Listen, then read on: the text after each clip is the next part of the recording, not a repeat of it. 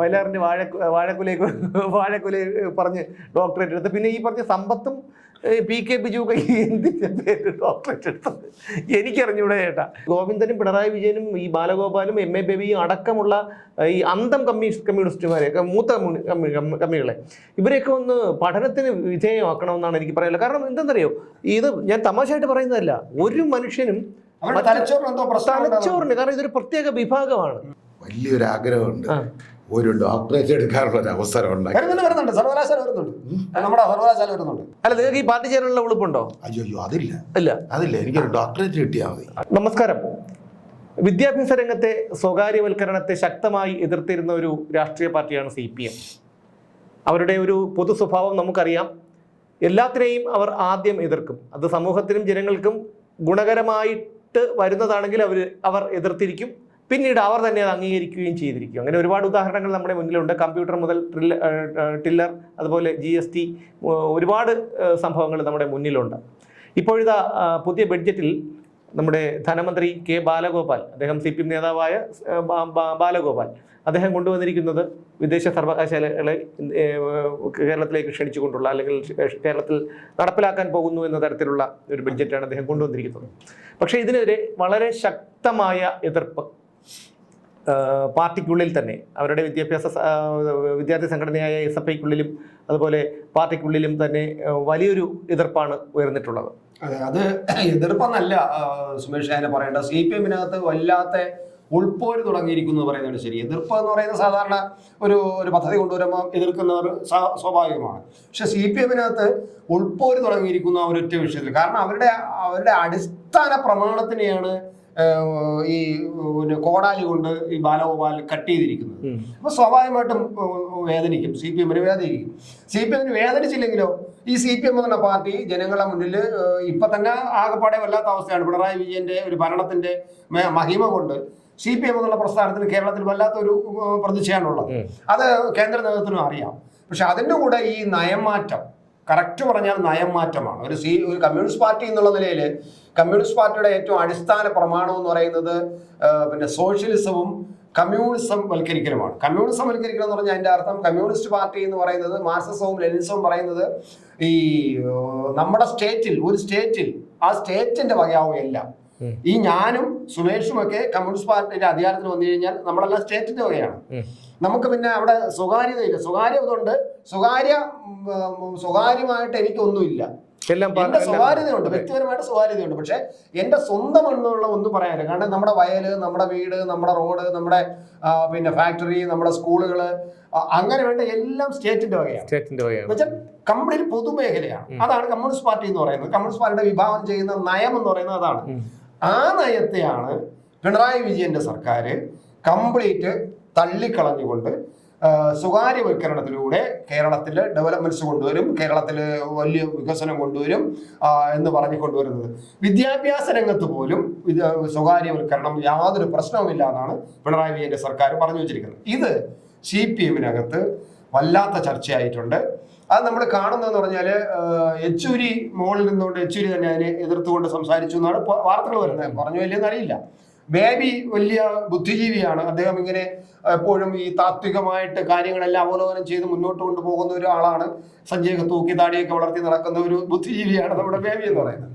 അപ്പോൾ baby communist പാർട്ടിയുടെയും CPMന്റെ ഏറ്റവും വലിയ ബുദ്ധിജീവിയാണ്. അപ്പോൾ ആ ബുദ്ധിജീവിക്ക് അദ്ദേഹം മന്ത്രിയായിരുന്നപ്പോൾ, വിദ്യാഭ്യാസ വകുപ്പ് മന്ത്രിയായിരുന്നപ്പോൾ ഈ സ്വകാര്യ സർവകലാശാലകളെ സ്വകാര്യവൽക്കരിക്കണമെന്ന ഒരു ആശയം അന്നത്തെ കേന്ദ്ര ഗവൺമെന്റ് ഭാഗത്തുനിന്ന് വന്നു. അന്ന് UPA സർക്കാരാണ് ഭരിക്കുന്നത്, കോൺഗ്രസിന്റെ UPA സർക്കാർ. അത് രണ്ടാം UPA സർക്കാരാണെന്നാണ് എൻ്റെ ഓർമ്മ. കാരണം 2020 കാലമാണ്. അന്ന് ഇവിടെ നമ്മൾ അച്യുതാനന്ദനാണ് ഭരിക്കുന്നത്. അപ്പൊ അച്യുതാനന്ദൻ ഭരിക്കുമ്പോൾ ഈ സാക്ഷാൽ പിണറായി വിജയനാണ് പാർട്ടി സെക്രട്ടറി. മനസ്സിലായില്ലേ? അപ്പോൾ ഈ സാക്ഷാൽ പിണറായി വിജയൻ കമ്മ്യൂണിസ്റ്റ് പാർട്ടിയിൽ നിന്നും അടലപടലം മാറാത്ത ഒരു കറക്റ്റ് കറ തീർന്ന കമ്മ്യൂണിസ്റ്റുകാരനാണെന്നാണ് സഖാക്കൾ പറയുന്നത്. അദ്ദേഹം പറഞ്ഞുകൊണ്ട് നടക്കുന്നത്, അദ്ദേഹം ധരിക്കുന്നത് ഞാൻ ഒരു കമ്മ്യൂണിസ്റ്റുകാരനാണെന്നാണ്. അപ്പൊ അങ്ങനെയുള്ള അദ്ദേഹമാണ് ഉരുക്ക് പോലെ ഒരു പാർട്ടി സെക്രട്ടറി ആയിട്ടിരിക്കുന്ന കാലഘട്ടമാണ്. ആ സമയത്ത് ഈ പിന്നെ കേന്ദ്രത്തിൽ ഇങ്ങനെ വിദേശ സർവകലാശാല കൊണ്ടുവരേണ്ടത് ആവശ്യമല്ല എന്നുള്ളൊരു ചർച്ച വന്നു, ഒരു ആശയം ഉയർന്നു. ചാടി വീണ് എതിർത്തത് CPM ആണ്. അന്ന് യെച്ചൂരിയും കാരാട്ടൊക്കെയാണ് അന്ന് അതിന്റെ ജനറൽ സെക്രട്ടറി. കാരാട്ടൊക്കെ അതിന് ഭയങ്കരമായിട്ട് വിളിച്ചുകൊണ്ട് വൃന്ദ കാരാട്ടും മറ്റേ കാരാട്ടും എല്ലാം കൂടെ ഭയങ്കരമായിട്ട് വിളിച്ചുകൊണ്ടാണ് വന്ന് ഇത് ചെയ്യാൻ പാടില്ല, ഇത് നമ്മുടെ നാടിനെ പിന്നെ പണയം വയ്ക്കുന്നതാണ്, വിദേശ നമ്മുടെ സർവകലാശാലകൾ പോലും നമ്മുടെ പിള്ളേരെ പഠിപ്പിക്കേണ്ട സ്ഥാപനങ്ങൾ പോലും വിദേശത്ത് കൊണ്ട് കൊടുക്കുകയാണ് ഓരോരുത്തർക്ക് എന്നൊക്കെ പറഞ്ഞുകൊണ്ട് അവരുടെ അധ്യാപകർ അവരുടെ സിലബസ് അവർ പഠിപ്പിക്കേണ്ട കാര്യങ്ങൾ എല്ലാം അവർ തീരുമാനിക്കും, പിന്നെ നമുക്ക് എന്തോന്നൊക്കെ പറഞ്ഞാൽ വല്ലാത്തതായി. ഞാൻ പറഞ്ഞു വന്ന കേരള നിയമസഭയിൽ ഈ 2020 ഒരു പിന്നെ സബ്മിഷൻ വരുന്നു. ഒരു സബ്മിഷൻ വരുന്നത് രവീന്ദ്രൻ എന്ന് പറയുന്ന ആളാണ് സബ്മിഷൻ കൊണ്ടുവരുന്നത്. ആ സബ്മിഷൻ കൊണ്ടുവരുന്നതെന്ന് പറഞ്ഞാൽ ഈ സ്വകാര്യവൽക്കരണം, സർവകലാശാലകളിലെ സ്വകാര്യവൽക്കരണം കേരള നിയമസഭയിലും കൂടെ രേഖയാവണം. അതായത് കേരള നിയമസഭയ്ക്ക് എതിർപ്പാണ്, CPM എതിർപ്പാണ്. അപ്പൊ CPM ഒരു സ്വാധീനമുള്ളത് കേരളത്തിലാണ്, ഭരണമിരിക്കുന്നത് കേരളത്തിൽ, അച്യുതാനന്ദന്റെ ഭരണമിരിക്കുന്നു. അപ്പൊ സ്വാഭാവികമായിട്ടും ഈ UPA സർക്കാരിന്റെ കോൺഗ്രസ് സർക്കാരിന്റെ ആ ശ്രമത്തിനെ പുറത്ത് എതിർത്താൽ പോരാ, നിയമസഭയ്ക്കകത്ത് രേഖ ഉണ്ടാക്കണം, ഈ സ്വകാര്യവൽക്കരണം പാടില്ല എന്ന് പറയാം, സർവകലാശാലകൾ സ്വകാര്യവൽക്കരണം പാടില്ല എന്ന് പറഞ്ഞു. അതിനുവേണ്ടി ഒരു സബ്മിഷൻ കൊണ്ടുവരുന്നു. അങ്ങനെ രവീന്ദ്രൻ സബ്മിഷൻ കൊണ്ടുവന്നു. സബ്മിഷൻ കൊണ്ടുവന്നിട്ട് അതിനകത്ത് പറയുന്നത് സ്വകാര്യവൽക്കരണത്തിന്റെ മോശമായ കാര്യങ്ങളും അതിന്റെ വല്ലാത്ത തെറ്റുകളും അത് നമ്മുടെ നാട്ടിലുണ്ടാക്കാൻ പോകുന്ന ഭവിഷ്യത്തിലൊക്കെ കുറിച്ചാണ് സബ്മിഷൻ വന്നത്. അത് ബേബിയുടെ പിന്തുണയോടുകൂടിയാണ്. കാരണം വിദ്യാഭ്യാസ വകുപ്പ് മന്ത്രി ബേബിയുടെ പിന്തുണയോടെയാണ്.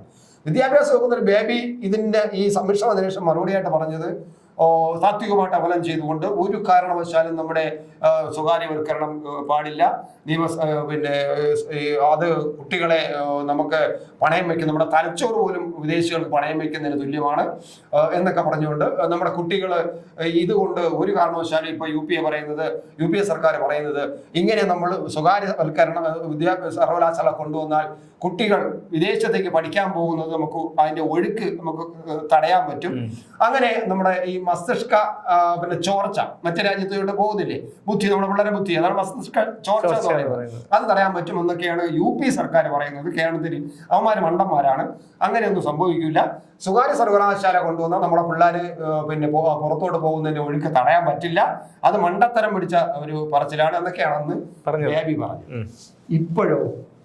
ഇപ്പോഴത്തെ സുമേഷ് പറഞ്ഞാണ് ഇപ്പൊ എന്താണ് സംഭവിച്ചുകൊണ്ടിരിക്കുന്നത്? അല്ല, ഇപ്പോ അവർക്ക് എന്താണ് ഇതെല്ലാം അവർ മറന്നു കഴിഞ്ഞിരിക്കുന്നു എന്നുള്ളതാണ്. ഇതെങ്ങനെ ഒരു മനുഷ്യന് ഈ ഓന്തിന് പറ്റും ഇങ്ങനെ മാറാൻ? മനസ്സിലായി, ഈ ഓന്ത് പോലും നാണിച്ചു പോകുന്ന ഒരു തരത്തിൽ, അല്ലെങ്കിൽ ഈ നമ്മുടെ കാണ്ടാമൃഗം പോലും അതിന്റെ തൊലിക്കെട്ടി കാണ്ടാമൃഗത്തിൽ നിന്നാണ് പറയുന്നത് ജീവിതത്തിൽ, പക്ഷെ അതിനേക്കാളും തൊലിക്കെട്ടിയുള്ള ഒരു പ്രത്യേക വർഗം, ഉളുപ്പും നാണം മാനം മാനക്കേട് ഇതൊന്നും അവന്മാർക്ക് അറിയില്ല. എന്തൊരു ഞാൻ ഇവരെയൊക്കെ ഈ കമ്മ്യൂണിസ്റ്റുകാരെ, ഈ ഗോവിന്ദനും പിണറായി വിജയനും ഈ ബാലഗോപാലും MA ബേബിയും അടക്കമുള്ള ഈ അന്തം കമ്മ്യൂണിസ്റ്റുമാരെ, മൂത്ത കമ്മികളെ, ഇവരെയൊക്കെ ഒന്ന് പഠനത്തിന് വിധേയമാക്കണമെന്നാണ് എനിക്ക് പറയാനുള്ളത്. കാരണം എന്തെന്നറിയോ, ഇത് ഞാൻ തമാശയായിട്ട് പറയുന്നതല്ല, ഒരു മനുഷ്യനും തലച്ചോറിന്, കാരണം ഇതൊരു പ്രത്യേക വിഭാഗമാണ്. അതിനിപ്പോ ഇവര് ഈ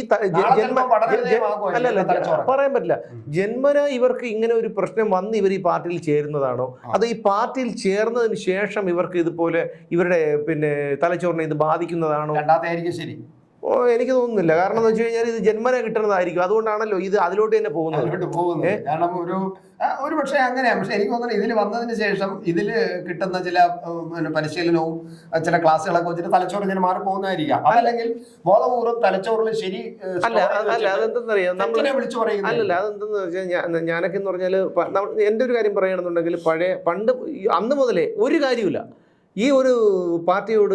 നമുക്ക് ഈ പാർട്ടി എന്താണ്, രാഷ്ട്രീയം എന്താണ്, കോൺഗ്രസ് എന്താണ്, BJP എന്താണ് എന്നൊക്കെ അറിയുന്നതിന് മുമ്പ് തന്നെ ഇതിനോടൊരു ഭയമായിരുന്നു.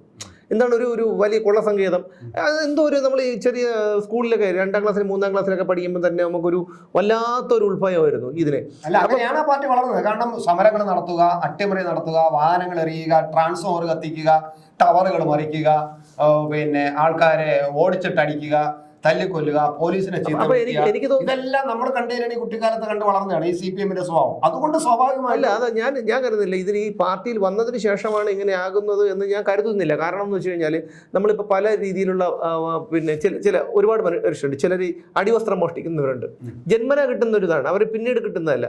ചെരുപ്പുകൾ മോഷ്ടിക്കുന്നവരുണ്ട്, ഒരുപാട് സാമ്പത്തികം കാണും, പക്ഷെ അവർക്ക് ഏതെങ്കിലും ഒരു കടയിൽ കയറി എന്തെങ്കിലും ചെറിയ സാധനങ്ങളെങ്കിലും അടിച്ചു മാറ്റാതെ അവർക്കൊരു ജനറ്റിക് മിസ്റ്റേക്കാണ്. അതേപോലെ എക്സിബിഷനിസം, അതായത് നഗ്നത മറ്റുള്ളവരെ കാണിക്കുക. അപ്പോൾ ഇതൊക്കെ ജന്മന കിട്ടുന്നതാണ്. അപ്പോൾ അതുകൊണ്ടാണ് ഞാൻ പറയുന്നത് ഇത് ജന്മന ഉള്ള ഒരു സംഭവം തോന്നും. കാരണം ജനിതകമായിട്ടുള്ള എന്തോ ഒരു വൈകല്യം ബാധിച്ചവരായിരിക്കാം ഇതിൽ. കൊള്ളസംഘത്തിലേക്ക് പോകുന്നില്ല ആൾക്കാർ, മോഷണത്തിലേക്ക് തിരിയുന്നില്ലേ, പിന്നെ പീഡനത്തിലേക്ക് എത്രയോ പീഡന പരമ്പരകൾ ചെയ്തവരുണ്ട്. അതിൽ നിന്ന് ആനന്ദം കണ്ടെങ്കിൽ അതിൽ നിന്ന് മുതലെടുക്കുകയും അതിൽ നിന്ന് കാശുണ്ടാക്കുകയും ചെയ്യുന്ന ആൾക്കാരുണ്ട്. ക്രൂരമായ കൊലപാതക പരമ്പര ചെയ്ത ആൾക്കാർ വരെയുണ്ട്. കാരണം റിപ്പർ ചന്ദ്രനെയൊക്കെ അറിയാലോ, അത് കേരളത്തിലെ കാര്യം. ഇനി നമ്മൾ വിദേശ രാജ്യങ്ങളിലേക്ക് നോക്കിയ പോലെ ഒരുപാട് പേരുണ്ട്. അപ്പൊ അത്തരം കാര്യങ്ങൾ ഇതിൽ കിട്ടുന്നതാണ്. അങ്ങനെയുള്ളൊരു പോട്ടെ, നമ്മളത് പറയാൻ പാടില്ല. അങ്ങനെയുള്ള ഒരു നേതൃത്വമാണ് ഇപ്പൊ കേരളം. അല്ല, ഞാൻ അങ്ങനെയാണെന്നല്ല പറഞ്ഞത്. ഞാൻ പറഞ്ഞു വന്നത് മറ്റൊന്നുമല്ല, ഈ ജനിക്കുമ്പോഴേ കിട്ടുന്ന ഒരു ഇതാണ്. കാരണം അവരുടെ എന്താണ് ഇത്തരം ഇപ്പം എന്താണ് ഒരു മോഷണം അല്ലെങ്കിൽ ഒരു കൊലപാതകം, അത് ഈ ഒരു കുഞ്ഞ് ജനിക്കുമ്പോൾ അതിനറിയില്ലല്ലോ ഇത് എന്താണെന്നുള്ള കാര്യം. അത് വളർന്നു വരുമ്പം അത് സ്വാഭാവികമായിട്ടും അത് ചിന്തിക്കും. അതിന് ഒരു ജനിതകമായിട്ടുള്ള എന്തെങ്കിലും ഒരു പ്രശ്നം കൊണ്ടായിരിക്കാം ഇത് ഈ മേഖലയിലേക്ക് തിരിയുന്നത്. അതുപോലെ തന്നെയാണ് ഈ കമ്മ്യൂണിസ്റ്റുകാരും എന്നാണ് ഞാൻ പറഞ്ഞു വന്നത്. അല്ലാതെ അത് തന്നെയാണ് ഇപ്പോൾ സംഭവിക്കുന്നത് സുരേഷ്. നമ്മളെ ഈ ഒരു സ്വകാര്യ സർവകലാശാല വിഷയം ഇപ്പോൾ കത്തിപ്പടരുകയാണ് CPM-നകത്ത്. നമ്മൾ പുറത്ത് നമ്മൾ കാണണ്ട. ഈ പ്രതിപക്ഷം എതിർക്കുന്നതിനേക്കാൾ അധികം ശക്തമായിട്ട് എതിർക്കുന്നത് CPM ആണ്. CPM-നകത്താണ്. CPM-ന്റെ മന്ത്രി കൂടെ, ഈ ബാലഗോപാലിന്റെ കൂടെ ഇരിക്കുന്ന മന്ത്രിസഭയിൽ ഇരിക്കുന്ന മന്ത്രി പിന്നെ R. ബിന്ദു ഉന്നത വിദ്യാഭ്യാസ വകുപ്പിന്റെ മന്ത്രിയാണ്. അവരുടെ വകുപ്പിന് മേലാണ് ഈ പരിഷ്കാരം കൊണ്ടുവരുന്നത്. അപ്പൊ അതിലാണ് ഈ പരിഷ്കാരം കൊണ്ടുവരുന്നത് പറഞ്ഞിരിക്കുന്നത്. അപ്പൊ അതിൽ ഈ മന്ത്രി അറിഞ്ഞിട്ടില്ല, വകുപ്പ് പറഞ്ഞിട്ടില്ല. അപ്പൊ അവരുടെ ഭർത്താവാണല്ലോ വിജയരാഘവൻ. PV മെമ്പർ കൂടെയാണ്. അപ്പൊ അദ്ദേഹം അറിയാതെ എന്തായാലും ഇവർ എതിർക്കില്ലല്ലോ. ഇല്ലല്ലോ. അപ്പം അവര് ഈ സർക്കാരിന്റെ ബഡ്ജറ്റ് നയത്തിനെതിരെ ഒരു പൊതുരംഗത്ത് വന്ന് മാധ്യമങ്ങളോട് സംസാരിക്കണമെങ്കിൽ സ്വാഭാവികമായിട്ടും P. ജയരാജൻ പച്ചക്കൊടി കാണിക്കാതെ പറയില്ല. അപ്പൊ വിജയരാഘവൻ ആ വിജയരാഘവൻ പറയാതെ ഒരിക്കലും ഇവര് പറയില്ല. അപ്പൊ സ്വാഭാവികമായിട്ടും PB അംഗത്തിന്റെ അനുവാദം ഈ സംസ്ഥാന പിണറായി സർക്കാരിന്റെ ബഡ്ജറ്റ് നയത്തിനെതിരെ സംസാരിക്കാൻ ഈ PB അംഗത്തിന്റെ അനുവാദം കിട്ടിയെന്നാണ് നമ്മൾ കാണേണ്ടത്. അത് നമ്മൾ വിലയിരുത്തുമ്പോൾ പാർട്ടിക്കകത്ത് CPM-നകത്ത് പിണറായി വിരുദ്ധ ശക്തികൾ അവര് സ്വയാർജിതമായിട്ട് ശക്തി പ്രാപിക്കുന്നുണ്ടോ എന്നതാണ് നമ്മൾ കാണേണ്ടത്. ഉണ്ടോ എന്നല്ല, ഉണ്ട് എന്നുള്ളതാണ്. കാരണം അത് അല്ലെങ്കിൽ ബാലഗോപാൽ ഇപ്പം കരുവായിരിക്കുകയാണ് മുഖ്യമന്ത്രിയുടെ പിണറായി വിജയന്റെ. കാരണം പിണറായി വിജയന്റെ ഒരു രേഖ കൊണ്ടുവന്നു. മുമ്പ് ഒരു പാർട്ടി കോൺഗ്രസ് നടന്നപ്പോൾ കേരളത്തിന്റെ ഭാവി വികസനത്തിന് എന്തോ ഒരു രേഖ എന്ന് പറഞ്ഞ് കൊണ്ടുവരുന്നു. അതിനകത്ത് ഈ സ്വകാര്യ സർവകലാശാല കൊണ്ടുവരണം എന്നുള്ളൊരു കാര്യം കൂടെ കുറിച്ച് വെച്ചിരുന്നു. അപ്പൊ അത് അദ്ദേഹത്തിന് കൊണ്ടുവരാൻ വേണ്ടി അയാൾ പോകുന്നതിന് മുമ്പ് അത് കൊണ്ടുവരണം എന്നുള്ള അയാളെയാണ്. കാരണം ഞാൻ കൊണ്ടുവന്ന രേഖയാണ്, എന്റെ രേഖത ഞാൻ കൊണ്ടുവരുന്നു എന്നൊക്കെ പറഞ്ഞ ആ ഒരു ഇത് കാണിക്കണമല്ലോ. പക്ഷെ അതിന് കരുവായത് പാവം ഈ ബാലഗോപാലാണ്. പാവം ഒന്നും അറിയില്ല അദ്ദേഹത്തിന്. അദ്ദേഹത്തെ കുറിച്ച് പറയാൻ വേണ്ടി വന്നപ്പോഴത്തേക്ക് ഞാൻ ഒരു കാര്യം പറയാൻ പോകുന്നത്, ഇന്നലെ മെനിഞ്ഞാന്നത്തെ ബഡ്ജറ്റിൽ അദ്ദേഹം പറഞ്ഞത് ആക്രി വിറ്റ് 200 കോടി സമാഹരിക്കുന്നതാണ്. ആക്രി വിറ്റ് ഭരണം നടത്തുന്ന ലോകത്തെ ആദ്യത്തെ ഒരു ഭരണകൂടം ഇതായിരിക്കും. ഇനിയിപ്പോ ഇദ്ദേഹം ഈ സ്ഥാനം ഒഴിഞ്ഞു പോകുമ്പോൾ ആക്രി ഗോപാൽ എന്നുള്ളൊരു പേര് കിട്ടാതിരുന്നാൽ മതി എന്നാണ് അല്ലേ? നല്ല ബിസിനസ്സാണ്. ഞാൻ ആക്രി വിറ്റ്, കാരണം ഞാൻ മുമ്പ് പറഞ്ഞാൽ നമ്മുടെ ചെറിയ കുട്ടിക്കാലത്തൊക്കെ എന്ന് പറഞ്ഞു കഴിഞ്ഞാൽ ഈ അവല് തലയിൽ വെച്ചുകൊണ്ട് അണ്ണാച്ചിമാർ വരും. അണ്ണാച്ചിമാർ വരുമ്പോൾ ഈ പ്ലാസ്റ്റിക്കും പഴയ ആക്രി സാധനങ്ങൾ, ടിന്ന്, ഇതുപോലെ പഴകി തേഞ്ഞ ചെരുപ്പുകൾ, പ്ലാസ്റ്റിക് ചെരുപ്പൊക്കെ കൊടുക്കുമ്പോഴത്തേക്കും അവർ പൈസ ഉണ്ടെങ്കിൽ പൈസ തരും, അവല് ഉണ്ടെങ്കിൽ അവല് തരും. പക്ഷെ വീട്ടുകാർക്ക് ഇഷ്ടമില്ലെങ്കിലും നമ്മൾ എന്ത് ചെയ്യും, ഒളിച്ചൊക്കെ അത് വാങ്ങിക്കും. അവല് വാങ്ങിക്കും. പൈസ നമ്മളെ സംബന്ധിച്ചൊരു വിഷയമല്ല. 50 പൈസ 20 പൈസയൊക്കെ കിട്ടും. അപ്പൊ ഈ ചെരുപ്പ് ആക്രി വിറ്റ് അവല് വാങ്ങിച്ച് കഴിച്ചിട്ടുണ്ട്. അതേ ഒരു അവസ്ഥയാണ് ഇപ്പോ പിന്നെ കേരളത്തിൽ. അല്ല, അങ്ങനെയല്ല ഞാൻ പറഞ്ഞ, ആക്രി വിറ്റ് പോലും ഭരണം നടത്തേണ്ട ഒരു അവസ്ഥയിലേക്ക് കേരളത്തിന്റെ സാമ്പത്തിക സ്ഥിതി എത്തിച്ചത് ഇവരാണെന്ന് മാത്രമാണ് ഞാൻ പറഞ്ഞത്. പിന്നെ അതുപോലെ ഇനിയിപ്പോ നമ്മൾ ഇത് പറയുമ്പോൾ തന്നെ മറ്റൊരു കാര്യം കൂടിയുണ്ട്. കാരണം ഇനിയിപ്പോ ഈ IT കമ്പനിയൊന്നും അധികം ലാഭത്തിലാവില്ല.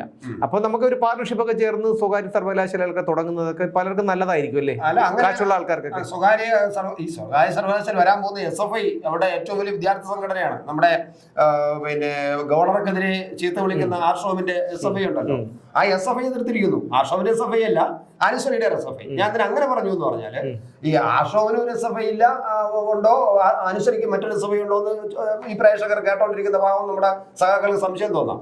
പക്ഷെ അങ്ങനെ പറയാതിരിക്കാൻ നിൽക്കണം. കാരണം ആർഷോയാണ് ഇവിടെ SFIയിലെ എല്ലാം എന്നാണ് ഈ കുറെ കാലമായിട്ട് ഇവിടെ തെളിയിച്ചു വെച്ചിരുന്നത്. കാരണം പോലീസുകാരനെ ചീത്ത വിളിക്കും, നീ പോയി മറ്റേ കക്കൂസ് കഴുകട എന്ന് പറയും, പിന്നെ അതുപോലെ സംഗീ ഖാൻ എന്ന് പറഞ്ഞ അയാളെ ചീത്ത വിളിക്കും, പച്ചക്ക് അയാളെ ചീത്ത വിളിക്കും. അങ്ങനെയൊക്കെ ഉള്ള ഒരാളാണ് ആർഷോ എന്ന് പറയുന്നത്. SFIയുടെ പേരിലാണ്, SFI കാരൻ എന്നുള്ള നിലയിൽ SFIയുടെ ബാനറിന്റെ കീഴിൽ നിന്നുകൊണ്ടാണ് ഈ ചീത്ത എല്ലാം വിളിക്കുന്നത്. അതുകൊണ്ട് ആൾക്കാർ വിചാരിച്ചു വെച്ചിരിക്കുന്നത് SFI എന്നുള്ള ഇങ്ങനത്തെ ഒരു സംഘടനയാണെന്നും ആ SFIയുടെ നേതാവ് ആർഷോ ആണെന്നും. പക്ഷേ ഏറ്റവും പ്രധാനപ്പെട്ട ഒരു നയപരമായ കാര്യങ്ങൾ, പണ്ട് SFIക്കാര് TP ശ്രീനിവാസനെ തല്ലിയ SFIക്കാര് ഇപ്പോൾ ഉണ്ടെങ്കിൽ കേട്ടുകൊള്ളണം.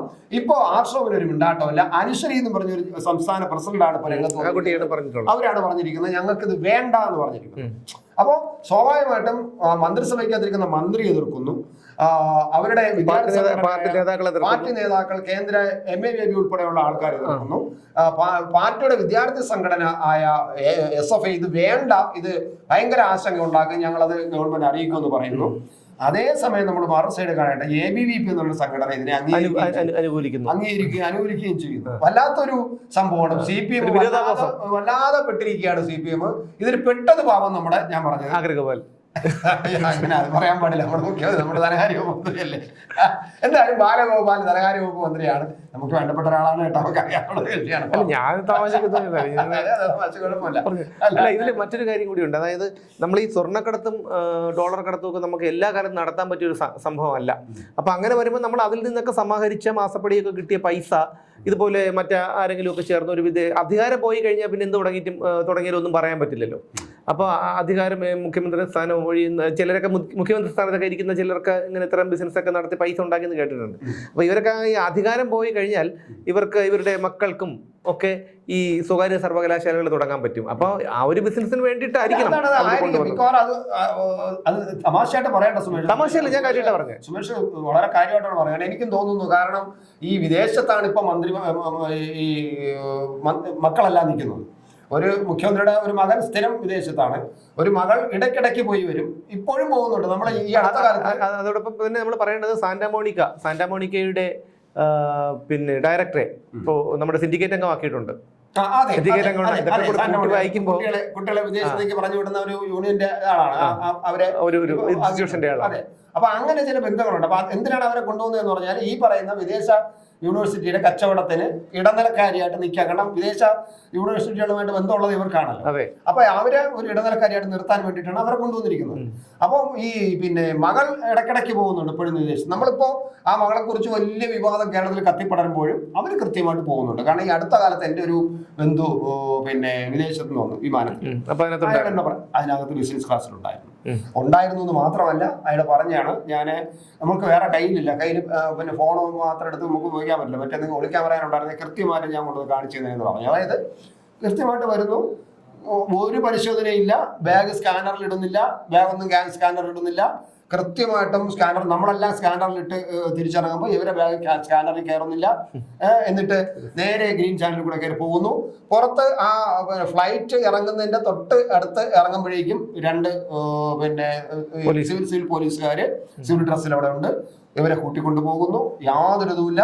ഇവിടെ കത്തിക്കൊണ്ടിരിക്കുകയാണ്. അതായത് നമ്മുടെ ഈ വിവാദം ഇവിടെ കത്തിക്കൊണ്ടിരിക്കുന്ന ആ സമയത്ത്, അതായത് ഞാൻ പറഞ്ഞല്ലോ, അതായത് ഇതൊന്നും അവരെ സംബന്ധിക്കുന്ന വിഷയമല്ല. ഒരു ചുക്കും ഈ മാസപ്പടി കേസിലും ഒന്നും പിണറായി വിജയനെയും വീണ വിജയനെയും ഒന്നും ചെയ്യാൻ പോകുന്നില്ല. ഇതൊക്കെ വെറും ഒരു പ്രഹസനം മാത്രമാണ്. അതാ ഇപ്പോൾ പിന്നെ ഇവിടെ ട്രിവാൻഡ്രത്ത് റെയ്ഡ് നടക്കുന്നുണ്ട്. എന്ത് നടക്കാൻ ഒന്നും നടക്കില്ല. ഇവിടെ CM രവീന്ദ്രനെ പോലും ഇതുവരെ നേരമട്ടം ചോദ്യം ചെയ്യാൻ ഇടിക്ക് കഴിഞ്ഞിട്ടില്ല, കേന്ദ്ര ഏജൻസികൾക്ക് കഴിഞ്ഞിട്ടില്ല. അതിന് തടയിടാൻ അവർക്ക് കഴിയുമെങ്കിൽ ഇതൊക്കെ അവർക്ക് നിസ്സാരമായിട്ടുള്ള ഒരു കാര്യമാണ്. ഇനി ഇതിനോടൊപ്പം കൂട്ടി വായിക്കേണ്ട മറ്റൊരു കാര്യമുണ്ട്. 1994 നവംബർ 25 അല്ലേ, നവംബർ 25 അല്ലേ, കൂത്തുപറമ്പ്. അതാണ് ഞാൻ പറഞ്ഞത്, നവംബർ 25 ആണെന്ന് തോന്നുന്നു. ഓർമ്മ ശരിയാണെങ്കിൽ 1994 നവംബർ 25-ാം തീയതിയാണ് പരിയാരം മെഡിക്കൽ കോളേജിനെതിരെ സമരം ചെയ്ത ഈ സഖാക്കൾ സഖാവ് എം വി രാഘവനെ ആക്രമിക്കാൻ പ്ലാനിട്ടതും പിന്നെ അതോടനുബന്ധിച്ച് കുപ്രസിദ്ധമായ കൂത്തുപറമ്പ് വെടിവയ്പ് കേസുണ്ടായിരുന്നു. ആ വെടിവയ്പ് 5 പേരാണ് മരണപ്പെട്ടത്. 5 യുവാക്കളാണ്, DYFI-കാരായ 5 യുവാക്കളാണ് മരണപ്പെട്ടത്. ഒരാളിപ്പോഴും മരിച്ചു പോയെങ്കിൽ പോലും വിഷമമില്ലായിരുന്നു. കാരണം ഒരു മനുഷ്യൻ 10-29 വർഷമായി ഒരേ കിടപ്പ് കിടക്കുന്നു എന്ന് പറഞ്ഞു കഴിഞ്ഞാൽ നമുക്ക് ചിന്തിക്കാൻ കഴിയുന്നതിനും അപ്പുറമാണ്. 30 വർഷത്തോളമായി. ഇപ്പൊ എല്ലാ വർഷവും മുടങ്ങാതെ അല്ലെങ്കിൽ ഇവന്മാർ എന്തെങ്കിലും കാര്യം വരുമ്പോൾ പുഷ്പനേറിയാമോ, ഞങ്ങളുടെ പുഷ്പനേറിയാമോ, ഇത് ചെന്ന് പാഴുന്ന രേഖ അയാളുടെ കൈ ചലിക്കുമായിരുന്നെങ്കിൽ അടിച്ചവന്മാര അണ്ണാക്ക് പൊട്ടിച്ചേനെ അല്ലേ? കാരണം ഒരു മനുഷ്യനെ എരികേറ്റി കൊല്ലാറായി മൃതപ്രായനാക്കി ഇട്ടിട്ട് അവിടെ ചെന്ന് നിന്നിട്ട് ഗോഷ്ടി കാണിക്കുന്നു എന്ന് പറഞ്ഞു കഴിഞ്ഞാൽ ആ മനുഷ്യൻ ഒന്ന് ആലോചിച്ച് നോക്കൂ. നിങ്ങൾ തന്നെ ചിന്തിച്ച് നോക്കൂ. ഇതിൽ ഏറ്റവും വലിയ ഒരു കാര്യം എന്ന് പറഞ്ഞാൽ അന്ന് ഏറ്റവും കൂടുതൽ ഇതിനെ എതിർത്തത് ഈ CPM-കാർ, ഈ പിണറായി വിജയനും ഈ MB ജയരാജനും അടക്കമുള്ളവരാണ്. അവസാനം പരിയാരം മെഡിക്കൽ കോളേജിന്റെ ഡയറക്ടറായി MB ജയരാജൻ. ഇവന്റെയൊക്കെ ഇന്ന് ഈ വിഷയം വന്നപ്പോൾ മാധ്യമപ്രവർത്തകർ ചോദിച്ചപ്പോൾ MB ജയരാജൻ അതിനെ ന്യായീകരിച്ചുകൊണ്ട് വരെയാണ്. കൂത്തുപറമ്പ് വേറെ, ഇത് വേറെ, വിദേശ സർവകലാശാല വേറെ, അത് പിന്നെ UDF-ന്റെ പിന്നെ വിദ്യാഭ്യാസ കച്ചവടമാണ്, ഇത് അങ്ങനെയല്ല എന്നൊക്കെ പറഞ്ഞുകൊണ്ട് ഈ MB ജയരാജൻ അന്ന് ഡിവൈഎഫ്ഐയുടെ നേതാവാണ്. ഈ MB ജയരാജനൊക്കെ കൂടെ എരികേറ്റി കൊടുത്തിട്ടാണ് ഇവര് ഈ വെടിവെയ്പ്പ് നടക്കുന്നത്. അതായത് ആ വെടിവെയ്പ്പ് നടന്നതിന് ശേഷം പിന്നീട് പരിയാരം മെഡിക്കൽ കോളേജ് അവിടെ വരുന്നു. അതിനുശേഷം ഇവരന്ന് ആ ഒരു പിന്നെ ഇഷ്യൂ ഉണ്ടാക്കിയത് തന്നെ എന്തിനാണ്? MB രാഘവൻ എന്ന് പറയുന്ന രാഷ്ട്രീയ നേതാവിനോടുള്ള വ്യക്തി വൈരാഗ്യം തീർക്കാനായി ഇവര് ചമച്ചൊരു സംഭവമാണത് ആണ്. അതിനുശേഷം MB രാഘവൻ പാർട്ടിക്ക് വേണ്ടപ്പെട്ട ആളാകുന്നു. മകൻ വേണ്ടപ്പെട്ട ആൾ എന്നൊരു മകനുണ്ടല്ലോ, നികേഷ് കുമാർ, മത്സരിച്ചു. ഇതേ പിന്നെ MB രാഘവനെ തലശ്ശേരിയിൽ ഉടുമുണ്ടുരിഞ്ഞ് മർദ്ദിച്ച് ചെരുപ്പുമാല ഇട്ട് നടത്തിക്കൊണ്ട് പോയതായി കേട്ടിട്ടുണ്ട്. അതുപോലെ തന്നെയാണ് ഇപ്പോൾ ഈ ഒരു സോഷ്യൽ കോളേജ് വിഷയത്തിലും 5 പേര് മരിച്ചു. MB ജയരാജനാണ് അതിനെ ഏറ്റവും കൂടുതൽ എതിർത്താന്ന്. ഡിവൈഎഫ്ഐയുടെ സംസ്ഥാന നേതാവായിരുന്നു MB ജയരാജൻ. ആ MB ജയരാജൻ ഈ പരിയാരം മെഡിക്കൽ കോളേജിന്റെ ഡയറക്ടറായി എന്നുള്ളത് മനുഷ്യർക്കാർക്കെങ്കിലും ചിന്തിക്കാൻ കഴിയുന്ന ഒരു കാര്യമാണോ? എന്നിട്ട് പോലും ഇവന്മാരെന്താണ് ചെയ്യുന്നത്? എന്നിട്ട് ഇവരുടെ അന്നത്തെ ഒരു സംസ്ഥാന ട്രഷറർ ഉണ്ടായിരുന്നു, സജീവൻ എന്നോ എന്താണ് അയാളുടെ പേര്. അയാളുടെ മകൾക്ക് 50 ലക്ഷം രൂപ കൊടുത്ത് അവിടെ MBBS-ന് സീറ്റ് വാങ്ങിച്ചു. NRI കോട്ടയം പഠിച്ചു. അവിടെ പഠിച്ചപ്പോൾ ഡോക്ടറായി കാണും. അപ്പം അത്രയ്ക്ക് കഴിപ്പണം, അല്ലെ നമ്മൾ ഈ നാടൻ ഭാഷയിലൊക്കെ കഴിപ്പണം കിട്ടിയെന്ന് പറയും. അതിന്റെ അർത്ഥമൊന്നും എനിക്ക് അറിഞ്ഞൂടാ. പക്ഷേ ഈ തീരെ എന്താണ് ലോ ക്ലാസ് ഒന്നും പറയാൻ പറ്റില്ല. അവരറിയാം, എനിക്ക് ഈ ഭാഷ അറിയാന്നുള്ളവർക്ക് അറിയാൻ പറ്റി. തീരെ കഴിപ്പണം കിട്ടുന്ന വെച്ചാൽ നാണവും മാനവും ഇല്ല. എന്ത് വിട്ടുവീഴ്ചയും എന്ത് ഇതും ചെയ്യുന്നവന്മാരെ എങ്ങനെ ന്യായീകരിക്കും, സഹിക്കാൻ വയ്യാത്തത്. ഇപ്പൊ ഞാൻ ഇത് പറയുമ്പോ ഈ കൂത്തുപറമ്പിന്റെ വിഷയം പറയുമ്പോ ഈ സ്വകാര്യ സർവകലാശാലയായിട്ട് ബന്ധപ്പെട്ട് ഇന്ന് ഒരു പത്രത്തില് ഒരു കാർട്ടൂൺ ഉണ്ട്, ശ്രദ്ധിച്ചു കാണും. അതായത് ഈ രക്തസാക്ഷികൾ 5 പേര് വന്നിട്ട് ഇതെന്ത് കൂത്ത് എന്ന് ചോദിക്കുന്നു.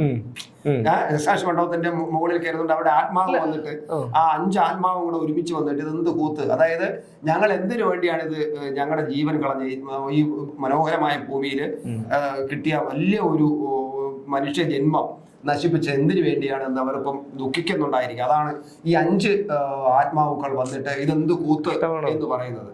സത്യത്തില് ആ ഒറ്റ സംഗതി മതി ഈ പ്രസ്ഥാനത്തിന്. എന്താണ് ഈ പ്രസ്ഥാനം? ഈ പ്രസ്ഥാനം ഇതിനൊക്കെ കൂട്ടു നിൽക്കുന്നത് ഈ ഗവർണർ പിന്നെ കൊടി കാണിക്കാനും മുണ്ടൂക്കി കാണിക്കാനും നടക്കുന്നവരൊക്കെ അതൊന്നും മനസ്സിലാക്കണം. നിങ്ങളൊക്കെ വെറും കുരുതിക്കോഴിയാണ്, വെറും കുരുതിക്കോഴി. ഈ പ്രിൻസിപ്പൽ സെക്രട്ടറി ആയ പിന്നെ ശിവശങ്കറിനെ കുരുതിക്കോഴിയാക്കാമെങ്കിൽ ഇതൊന്നും പരിചയമില്ലാത്ത നിങ്ങളൊക്കെ ബാലല്ലേ പിണറായി വിജയന്റെ അറിവോട് കൂടി അല്ലാതെ ഈ ഒരു ഇതിലോട്ട് ബഡ്ജറ്റിൽ അവതരിപ്പിക്കുന്നു. അല്ല, അങ്ങനെ അല്ലെങ്കിൽ ഇത് എന്ത് സർക്കാർ കൂടിയാലോചനയില്ലാതെ സ്വന്തം വകുപ്പിൽ നടപ്പിലാക്കാൻ പോകുന്ന പദ്ധതി പോലും ആ വകുപ്പിന്റെ മന്ത്രി അറിയുന്നില്ല. അതും CPM-ന്റെ മന്ത്രി. CPI-യുടെ മന്ത്രിയാണെങ്കിൽ ശ്രീകുമാരെ അവഗണിച്ച് തള്ളിക്കളഞ്ഞു എന്ന് പറയുകയാണ്. ഇപ്പൊ CPI-കാരൊക്കെ ഉണ്ടാട്ടോ ഇല്ല, ഒന്നും മിണ്ടുന്നില്ല. അവരും സ്വകാര്യവൽക്കരണത്തിനെതിരെ ഭയങ്കരമായിട്ട് വിനിയോഗമൊക്കെ ഇങ്ങനെ തലയൊക്കെ വെച്ച് വിളിച്ചോളൂ, സ്വരമൊക്കെ വിളിക്കണം, അയ്യോ പാടില്ല എന്നൊക്കെ പറഞ്ഞു. പക്ഷേ വിനിയോഗത്തിന് ഇപ്പൊ നാക്കില്ല മൂക്കില്ല. അല്ല, ഇത് സംഭവം വേറെ ഒന്നുമല്ല. ഇനിയിപ്പോൾ സ്വർണ്ണക്കടത്തിനും ഡോളർ കടത്തിനും മാസപ്പടിക്കുന്ന ഒരു സ്കോപ്പും ഇല്ല. ഇത് പിന്നെ എന്താണ് ഇതിലൂടെയൊക്കെ സമാഹരിച്ച പണം വിദേശത്ത് നിക്ഷേപമായി ഉണ്ടായിരിക്കാം. അപ്പൊ അതിന്റെ ഒരു ഇതാണ് ഈ സാന്റാമോണിക്കയുടെ. അത് ഏതെങ്കിലും കൂതറായിരിക്കും. കാരണം എന്ന് വെച്ച് കഴിഞ്ഞാൽ ഇവിടെ കൊണ്ടുവന്നു കഴിഞ്ഞാൽ ഈ ചാത്തൻ സാധനം വാങ്ങിച്ച ആൾക്കാർ അടിക്കും പറഞ്ഞു. അതെ, അപ്പൊ ഏതെങ്കിലും ചാത്തൻ സാധനം വാങ്ങിച്ച് അടിക്കുന്ന ആൾക്കാർ പറയൽ കുടിയന്മാർ. അപ്പൊ അതുപോലെ ഏതെങ്കിലും ചാത്തൻ സർവകലാശാലയായിരിക്കും കൊണ്ടുവരുന്നത്. ചാത്തൻ യൂണിവേഴ്സിറ്റി അവരുമായിട്ടാണല്ലോ ഇവർക്കെല്ലാം കണക്ഷൻ ഉള്ളത്. ഒരിക്കലും ഈ നല്ല ഒരു അത്രേ ഉള്ളൂ. ക്രെഡിബിലിറ്റിയോടുകൂടി ഒരു സ്ഥാപനം ഇവന്മാരെയൊന്നും അടുപ്പിക്കില്ല. കാരണം അറിയാം ഇവന്മാരുടെയൊക്കെ സ്വഭാവമാർക്ക് അറിയാം. അതുകൊണ്ട് ഏതെങ്കിലും കൂതറകൾ പോലെ ഉള്ളത് വിദേശങ്ങളിലും കാണും, എല്ലായിടത്തും ഉണ്ടല്ലോ അലവലാദികൾ. അപ്പൊ അത് അങ്ങനെയുള്ളത് സ്ഥലത്ത് ഇവരുമായിട്ട് നല്ല ബന്ധം ഉണ്ടാവും. എന്തായാലും ഈ വിഷയത്തിൽ മണിയാശാൻ ഒന്നും പറയാൻ കാണില്ല. കാരണം അദ്ദേഹത്തിന് ഇതേപോലുള്ള കാര്യങ്ങൾ അല്ല, ഇതിനെ കുറിച്ചൊന്നും ഒരു ഗ്രാഹ്യം കാണില്ല. ഇതിനെ കുറിച്ചൊന്നുള്ള ഗ്രാഹ്യം പുള്ളിക്ക് ഇതേപോലെ കയ്യേറ്റം, കഥകടച്ചിരിപ്പ്, കാട്ടിൽ ഉള്ള ജോലി, ഇത്തരം കാര്യങ്ങളെ കുറിച്ച് മാത്രമേ അഭിപ്രായം. മറ്റേ പണി, അതാണ് ഞാൻ കാട്ടിലെ ജോലി എന്ന് പറഞ്ഞത്. അപ്പൊ ഇതൊക്കെ മാത്രമേ, കാരണം ഇത് പറയാനുള്ള ഒരു ഗ്രാഹ്യം എന്തായാലും അദ്ദേഹത്തിന് ഉണ്ടായെന്ന് വരില്ല. സ്വാശ്രയ കോളേജിനെ കുറിച്ച് പറയാനുള്ള ഒരു ഗ്രാഹ്യം ഒന്നും ഇപ്പം മണിയാച്ചാൻ ഉണ്ടായെന്ന് വരില്ല. അതുകൊണ്ട് മണിയാച്ചാൻ ഇതുവരെ അതിനെക്കുറിച്ച് പറഞ്ഞിട്ടില്ല. എന്തായാലും സംഗതി ഇതാണ്. ഈ സർവകലാശാലകൾ വരും. ഇനി പിന്നെ PV യൂണിവേഴ്സിറ്റി എന്നൊക്കെ പറഞ്ഞാൽ ഭാവിയിൽ വരാം. PV യൂണിവേഴ്സിറ്റി അല്ലെങ്കിൽ CMRL അതുകൊണ്ട് ഇപ്പോഴത്തെ ഒരു ഇതിന് വേണ്ടിയിട്ട് പിന്നെ യൂണിവേഴ്സിറ്റിയുടെ വൈസ് ചാൻസലറായിട്ട് ആൾക്കാരൊക്കെ ആയിരിക്കും. വീണയും വയലിനെയൊക്കെ കാണും. അപ്പൊ അതുകൊണ്ട് അങ്ങനെയൊക്കെ വന്നു കഴിഞ്ഞാൽ നമ്മളൊന്നും അത്ഭുതപ്പെടാനില്ല. അന്ന് നമ്മൾ ഇതുപോലെ എപ്പോഴാണ് അടിച്ചുകൊണ്ടിരിക്കുന്നു ഒന്നും സംഭവിക്കാൻ പോകുന്നില്ല. കാരണം എന്താ വെച്ചാൽ രാഷ്ട്രീയം എന്ന് പറഞ്ഞാൽ അതാണ്. മൂലധനമില്ലാതെ ആളുകളെ വഹിച്ച് അവരുടെ അധ്വാനിക്കുന്നവന്റെ കഷത്തെ വിയർപ്പ് നക്കി ജീവിക്കാം എന്നുള്ള ഒരു ഉദ്ദേശത്തോടു കൂടിയാണ് എല്ലാ രാഷ്ട്രീയ പാർട്ടിക്കാരും, CPM-കാർ മാത്രമൊന്നുമല്ല ഞാൻ പറയുന്നത്, BJP-കാരാവട്ടെ, മുസ്ലിം ലീഗുകാരാവട്ടെ, കോൺഗ്രസ്സുകാരാവട്ടെ, ഏത് രാഷ്ട്രീയ പാർട്ടിക്കാരനും ഇറങ്ങുന്നത് അന്യൻ വിയർക്കുന്ന വിയർപ്പിനെ നക്കി ജീവിക്കാം എന്ന് കരുതിയിട്ട് തന്നെയാണ്. അപ്പോൾ അതുകൊണ്ട് നമുക്ക് അതിലൊന്നും അത്ഭുതപ്പെടാനില്ല. നമ്മൾ ജോലി ചെയ്താൽ മാത്രമേ നമുക്ക് ജീവിക്കാൻ പറ്റുള്ളൂ. എന്തായാലും നമുക്ക് ഇനി കണ്ട് അതെ, ഇനിയിപ്പോ എന്തായാലും ഒരു PV സർവകലാശാലയൊക്കെ നമുക്കിവിടെ പ്രതീക്ഷിക്കാം. PV സർവകലാശാല അല്ലെങ്കിൽ കമല സർവകലാശാല, വൈസ് ചാൻസലർ ഡോക്ടർ വീണ. ഡോക്ടറേറ്റൊക്കെ ഒപ്പിക്കാൻ വലിയ പാടൊന്നുമില്ല. ചേട്ടാ ഒരു കാര്യം മനസ്സിലാക്കണം, ഡോക്ടറേറ്റ് ഏറ്റവും കൂടുതലുള്ളത് ഡോക്ടർ R ബിന്ദു, ഡോക്ടർ ചിന്താ ജെറോ, ഡോക്ടർ തോമസ് ഐസക്, പിന്നെ doctor PK Biju, doctor A സമ്പത്ത്, പിന്നെ അതായത് മിക്കവാറുമുള്ള CPM-ന്റെ നേതാക്കൾക്കെല്ലാം ഡോക്ടറേറ്റ് ഉണ്ട്. അല്ല ഒരു കാര്യം, നിങ്ങൾ വേറെ ഏതെങ്കിലും ഒരു പാർട്ടിയിൽ നിങ്ങൾ ഡോക്ടറേറ്റ് സർവകലാശാല കൊണ്ടുവരുന്നതാണ്, അതിൽ നിന്ന് ഡോക്ടറേറ്റ് വാങ്ങിക്കാം. അതായിരിക്കും. അതങ്ങനെ ഈ സർവകലാശാല കൊണ്ടുവരണം ഇതിനൊന്നും അല്ല. കാരണം ഇവർക്കൊന്നും ഇതിനെക്കുറിച്ചൊന്നും ഒരു ധാരണയില്ലല്ലോ. ഇതൊക്കെ മറ്റേ കളി തന്നെ. കാരണം വിദേശത്ത് നിക്ഷേപിച്ചിരിക്കുന്ന പണത്തിനെ ഇവിടെ കൊണ്ടുവന്ന് ഇവിടെ സർവകലാശാലയൊക്കെ തുടങ്ങി ആ രീതിയിൽ ജീവിക്കാം എന്നുള്ള ഒരു രീതിയിൽ തന്നെയാണ്. ഇതിന് വേറെ ഒരു സംശയമൊന്നും വേണ്ട. അപ്പൊ ഞാൻ പറഞ്ഞ ഇത്രയും പേരും ഡോക്ടറേറ്റ്, ഇത്രയധികം ഡോക്ടറേറ്റ് ഉള്ള മറ്റൊരു ആൾക്കാരും കാണില്ല. തോമസ് ഐസക് ഉൾപ്പെടെയുള്ളവർ. തോമസ് ഐസക്കിൻ്റെ ഒക്കെ ഇവരറിയില്ല. അതായത് സ്വന്തമായി അച്ചടി യന്ത്രം, നോട്ടടി യന്ത്രമുള്ളവരാണല്ലോ നമ്മുടെ രാജ്യം. നമുക്ക് സ്വന്തമായിട്ട് അടിച്ചാൽ പോരെ, ഇത്ര കോടി വേണം എന്ന് പറഞ്ഞാൽ സാമ്പത്തിക ചട്ടത്തിൽ. പിന്നെ അതേപോലെ വയലാറിന്റെ വാഴക്കുല, എന്ത് വയലാറിന്റെ അല്ലേ, വയലാറിന്റെ വാഴക്കുല ചങ്ങമ്പുഴ തന്നെ. പക്ഷെ മറ്റേ പ്രബന്ധം അവതരിപ്പിച്ച ചിന്താ ജെറോ പറഞ്ഞത് വയലാറിന്റെ വാഴക്കുല, വയലാറിന്റെ വാഴക്കുല പറഞ്ഞ് ഡോക്ടറേറ്റ് എടുത്ത്. പിന്നെ ഈ പറഞ്ഞ സമ്പത്തും PK ബിജു എന്തിന്റെ പേര് ഡോക്ടറേറ്റ് എടുത്തത് എനിക്കറിഞ്ഞൂടെ ചേട്ടാ. അതല്ല ഒരു കാര്യം കൂടെ, പിന്നെ അഡ്വക്കേറ്റുമാരും ഉണ്ട്. പക്ഷെ ഒരുപാട് അഡ്വക്കേറ്റുമാരുണ്ട് ഈ പാർട്ടിയിൽ, ഇഷ്ടംപോലെ അഡ്വക്കേറ്റുമാർ.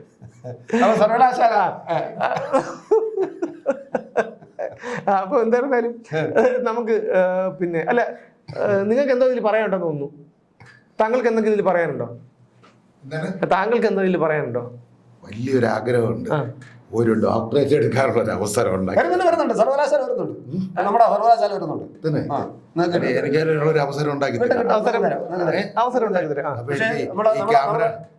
കാണണം, പാർട്ടിയും കാണണം. എങ്ങനെ കാണണം അതൊക്കെ അപ്പോഴും പറഞ്ഞുതരാം. അങ്ങനെയാണ്. അല്ല, നിങ്ങൾക്ക് ഈ പാർട്ടി ചേരാനുള്ള ഉളുപ്പുണ്ടോ? അയ്യോ അതില്ല. എനിക്കൊരു ഡോക്ടറേറ്റ് കിട്ടിയാൽ മതി. ഡോക്ടറേറ്റ് കിട്ടിയാലുണ്ടെങ്കിൽ നിങ്ങൾ വേറെ നോക്കട്ടെ, നമുക്ക് എന്തെങ്കിലും ഒരു വഴി ഉണ്ടാകും. സർവകലാശാല വരട്ടെ എന്ന്. സർവകലാശാല വന്നു കഴിഞ്ഞാൽ നമുക്ക് ഇപ്പൊ പോക്കോ, സമാധാനമായിട്ട് പോക്കോ. ഞാൻ ക്യാമറ ശരി, ആയിക്കോട്ടെ.